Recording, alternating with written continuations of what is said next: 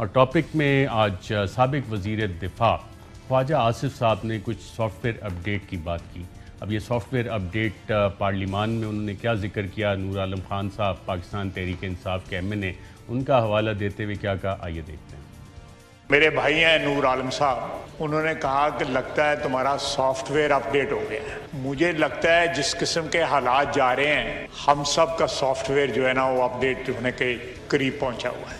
मैं ज़्यादा खुल के बात नहीं करना चाहता हूँ। नूर आलम ने सही कहा, मेरा जो है सॉफ्टवेयर अपडेट हुआ है, लेकिन आप भी मुस्कुरा रहे हैं, आप भी समझ रहे हैं मैं क्या बात कर रहा हूँ। आप भी उसके ऐनी शाहिद हैं, मैं भी उसका ऐनी शाहिद हूँ।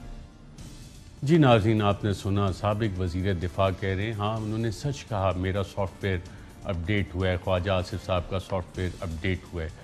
बैरिस्टर शहजाद अकबर साहब, क्या मतलब है इसका? ये सॉफ्टवेयर अपडेट किस तरह से होता है? और साबिक वज़ीर दिफा कह रहे हैं उनका सॉफ्टवेयर अपडेट, इसका मतलब क्या है? सियासी तौर पर क्या कहना चाह रहे हैं? देखिए, इसका सियासी मकसद कोई नहीं है। दो चीज़ें हैं। एक तो ये है कि जो सियासतदान हैं उनके ऊपर जब करप्शन के केसेस बनते हैं तो शुरू से आप देखिए उन्होंने हमेशा पॉलिटिकल विक्टिमाइजेशन का एक कार्ड खेला है। देखिए, कहना आसान होता है, फिर आपको प्रूव भी करना पड़ता है कि आपकी क्या पॉलिटिकल विक्टिमाइजेशन है। आपके केसेस अगर आप मेरिट के ऊपर बने हैं, चाहे ख्वाजा साहब की बात कर लें, शहबाज शरीफ की बात कर लें, जो स्पेसिफिक सवालात हैं, जो इनकी चीज़ों से मुतल्लिका इनका रोल है, उसके ऊपर जो सवालात हैं उसका तो जवाब नहीं है।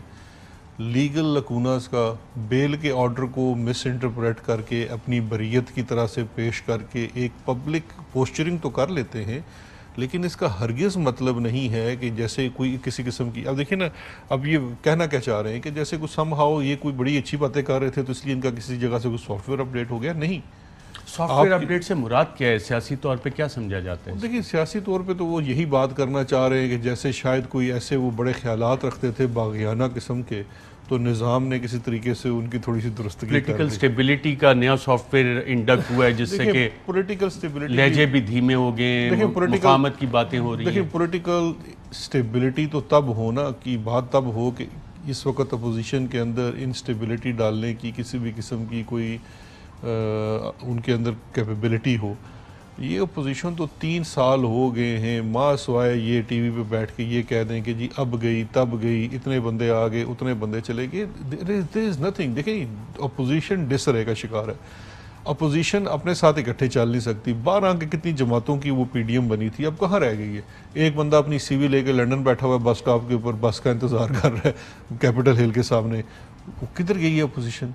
इधर जो शहबाज शरीफ साहब हैं, इस वक्त टोटल उनका गुस्सा इसलिए है कि वो अपने भाई के पास मफरूर होकर लंदन जाना चाहते थे।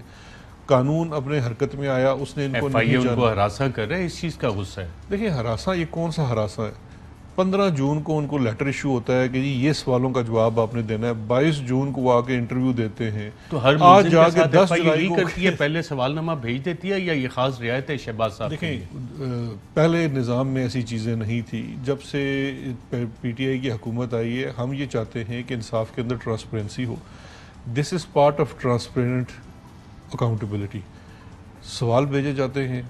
हम जितने इस तरह के हाई प्रोफाइल केसेस हैं जिसमें जुर्म की, मुजरिम की नहीं, जुर्म की नोयत जो है वो टेक्निकल है, आप रिटर्न, क्योंकि ये डॉक्यूमेंट्री एविडेंस का केस है, आप रिटर्न क्वेश्चन सर्व करते हैं, मुलज़िम बेशक वकील साथ लेके आए, जवाब दे, जवाब नहीं दे सकता तो आपने कम से कम उसको कन्फ्रंट किया। सेकंड चीज़ ये है कि अब हम कोशिश करते हैं कि ये जितने इंटरव्यूज़ हों वो टेप रिकॉर्डेड हो जाए या वीडियो रिकॉर्डेड हो जाए, ताकि एविडेंस मौजूद रहो। कल अगर अदालत पूछना चाहे तो हम जीआईटी में भी रिकॉर्डिंग्स हुई थी। अब आप हुकूमत में, ऑपोजिशन में तो कहते थे जी जीआईटी की रिकॉर्डिंग्स पब्लिक करें। आप क्यों नहीं सुप्रीम कोर्ट एक एप्लीकेशन अटॉर्नी जनरल मूव करते कि ऑनरेबल जज साहिबान इजाज़त दें इसको पब्लिक करने की in the name of transparency, ताकि लोगों को पता लगे क्या सवाल जवाब? आज ये तो आप तफ्तीश की बात कर रहे हैं। आज प्रेस कॉन्फ्रेंस में मुझसे किसी सहाफ़ी ने यह सवाल भी किया कि ये आप ट्रायल क्यों नहीं पब्लिक कर देते। मैंने कहा जी बिल्कुल, हम तो चाहते हैं ट्रायल पब्लिक हो। हम आपके सामने आज कह रहे हैं चीफ जस्टिस ऑफ पाकिस्तान को कि जितने हाई प्रोफाइल केसेस हैं उनके जो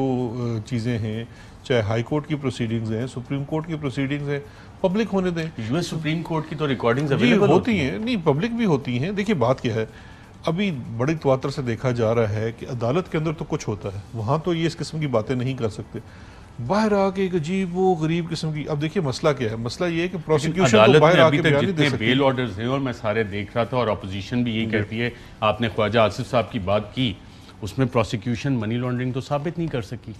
अरशद बड़ी माजरत के साथ मेरी एक अर्ज सुन लें, ये मैं काफ़ी दिनों से एक फ़ैसला लेके सबको दिखाने की कोशिश कर रहा हूँ, शायद कहीं अकल आ जाए। PLD 2019 सुप्रीम कोर्ट 445, ये उसकी साइटेशन है। ये 5 रुकनी बेंच था, लार्जर बेंच था। आसिफ सईद खोसा साहब ने ये तहरीर किया फ़ैसला, जिसके अंदर उन्होंने वाज़े लिखा है कि एक बेल ऑर्डर के अंदर क्या कहा जाना चाहिए और क्या होना चाहिए, और बड़ा उन्होंने कैटेगोरिकल कर दिया। अब ख्वाजा आसिफ साहब का केस ले लें, अभी गवाही तो गुजरी नहीं, जब गवाही गुजरी नहीं, रेफरेंस फाइल नहीं हुआ, तो उन्होंने जुर्म कहाँ साबित करना था? बेल की हेयरिंग में तो जुर्म साबित का सवाल हुआ। देखिए, जब तक शहादत गुजरी नहीं, शहादत ट्रायल में पेश नहीं हुई, चार्जशीट नहीं बनी, तो जुर्म साबित कहाँ करना है?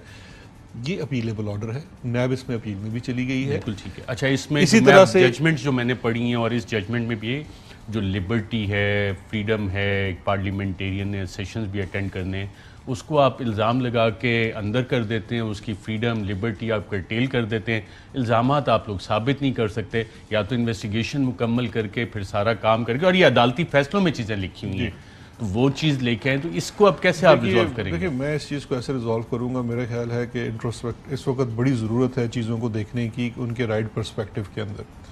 मेरा ये ख्याल है कि चीज़ें जो हैं अपने स्पेसिफिक रोल में होनी चाहिए। बेल ऑर्डर जो है वो बड़ा स्पेसिफिक ऑर्डर होता है। बेल ऑर्डर में जो ऑपरेटिव पैरा होता है वो ये है कि आपको बेल दी जा रही है या नहीं दी जा रही। उसके बाकी का जो हिस्सा होता है कानून के मुताबिक उसका कोई इम्पैक्ट नहीं है। अब अगर किसी भी किस्म के कमेंट्स आते हैं, नहीं आने चाहिए। सुप्रीम कोर्ट ऑफ पाकिस्तान का एक हुक्म मौजूद है, मल्टीपल जजमेंट्स हैं सुपीरियर कोर्ट्स की, कि बेल ऑर्डर के अंदर जो एविडेंस है उसके ऊपर ऐसे रिमार्क्स नहीं देने चाहिए कि एडवर्सली इम्पैक्ट करे उसके केस को। अब जो ट्रायल है वो ट्रायल कोर्ट का काम है। ट्रायल कोर्ट के काम के अंदर आपने इस फैसले का जिक्र किया, मेरे ख्याल ख्वाजा साद रफ़ीक साहब के केस में जस्टिस मकबूल बाकिर साहब ने जजमेंट लिखी है, honourable supreme court of Pakistan के जज, और वो बड़े वाज़े अल्फाज में उन्होंने ये चीज़ें कही हैं। साथ उन्होंने एक शेर भी लिखा है कि जुल्म रहे और अमन भी हो, क्या ये मुमकिन है? फैसले का जो सुप्रीम कोर्ट ने कहा, it will have no bearing on the outcome of the reference, जो आप चलाते रहें, लेकिन until we value the ideals of democracy and liberty, we shall forever remain shackled, not only deprived of rights afforded to us by the Constitution, but also unable to gain a rightful place in the Committee of Nations। और पूरी उन्होंने liberty, freedom, transparency, वो सारी चीज़ें honourable supreme court के जज साहिबान ने लिखी हैं। जस्टिस मजहर आलम खान मियां खेल भी उनके साथ थे। दो चीज़ें, एक तो ये है कि इस पे तो मैं ख़ास कोई कमेंट नहीं करना चाहूँगा, लेकिन मैं आपको एक सामने लीगल प्रपोजिशन रखना चाहता हूँ। If a court sees, not this specific court, if a court sees any injustice being done, then it is the responsibility of that court to quash the reference. Bail order नहीं बनता फिर। If I am a judge, अगर मैं एक जज हूँ और मेरे सामने एक केस आता है जहाँ मैं देखता हूँ कि एक ज़्यादती हो रही है, गलत केस बन गया है, I shall quash the reference। Bail नहीं बनती। मेरा ये ख्याल है कि लीगल प्रपोजिशन ये होनी चाहिए। अहम तरीन खबरें अब एक क्लिक की दूरी पर, हर लम्हा बाखबर रहने के लिए सब्सक्राइब करें हमारा YouTube चैनल। अपने मोबाइल फोन से मुल्की और बैनुल अक़वामी अहम खबरों तक रसाई के लिए डाउनलोड कीजिए मोबाइल ऐप। बामसूख ज़राए से मुसद्दिका खबरों, तज्ज़ियों और तबसरों से मुस्तफीद होने के लिए विजिट कीजिए पाकिस्तान की सबसे बड़ी न्यूज वेबसाइट। ARY न्यूज पहुंचा रहा है खबरें सबसे पहले आप तक, ताकि आप रहें हर लम्हा बाखबर।